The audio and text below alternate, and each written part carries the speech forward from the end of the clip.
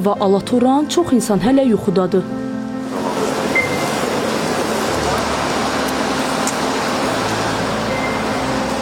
Arzu Şükürovanın yolu uzundur. İş yerinə çatmaq üçün 400 kilometr məsafə qət etməlidir.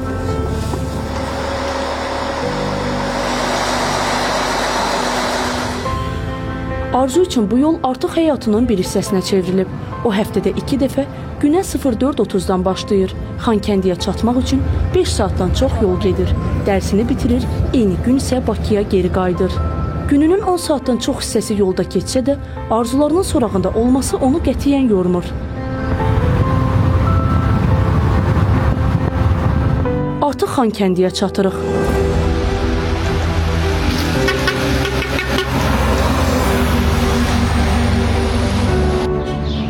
Buralar bizim üçün öz səssizliyində belə bir müqəddəslik aşılayan torpaqlardır.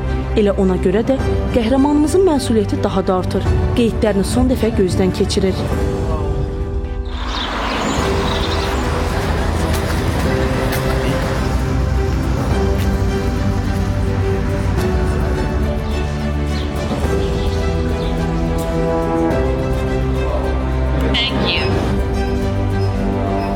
Arzu Şükürovanın Qarabağ arzusu hələ 2016-cı ildən başlayıb. Həmin il paylaşdığı yazıda Qarabağ alınsaydı, 4 il çətinliklə oxuduğum hüquq fakültəsinə baxmayaraq, həmişə arzuladığım memarlıq fakültəsinə daxil olub, oxuyub gedib Şuşada ən müasir binalar tikərdim deyə qeyd edib.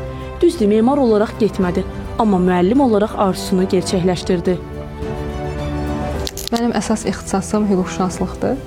Həmişə pedaqoji fəaliyyətlə məşğul olmaq kimi bir xəyalım, məqsədim olub. Bunun üçün də 2024-cü ildən etibarən hansı ali təhsil müəssisəsində pedaqoji fəaliyyətlə məşğul ola bilərəm deyə axtarışlara başladım və cari ilin aprel ayında Qarabağ Universiteti tərəfindən elan olunmuş vakansiyalarla qarşılaşdım, müraciətimi etdim.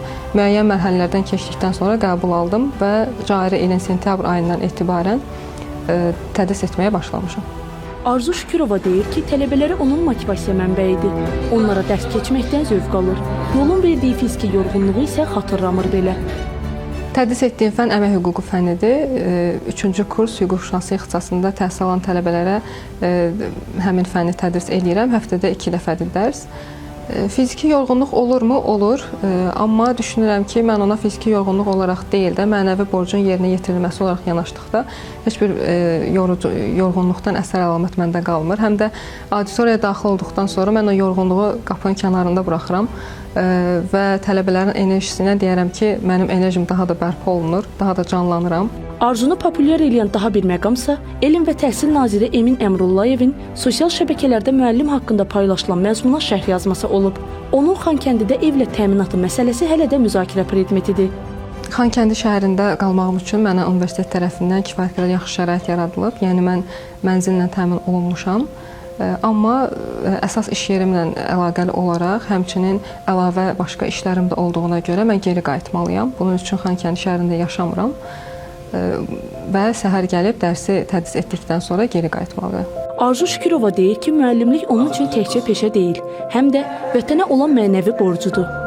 Həmişə belə bir düşüncədə olmuşam ki, hər birimiz vətənin keşiyində durmalıyıq. Vətənə sədaqət və vətəni müdafiə etmək, qorumaq təbii ki, hər birimizin vətəndaş borcudur. Amma vətənin keşiyində durmağa hər birimiz fərqli cür yerinə yetirdik. Düşünürəm ki, həkim də öz peşəsini düzgün şəkildə vicdanla yerinə yetirdiyi zaman vətənin keşiyində dayanmış olur, xalqa xidmət etmiş olur.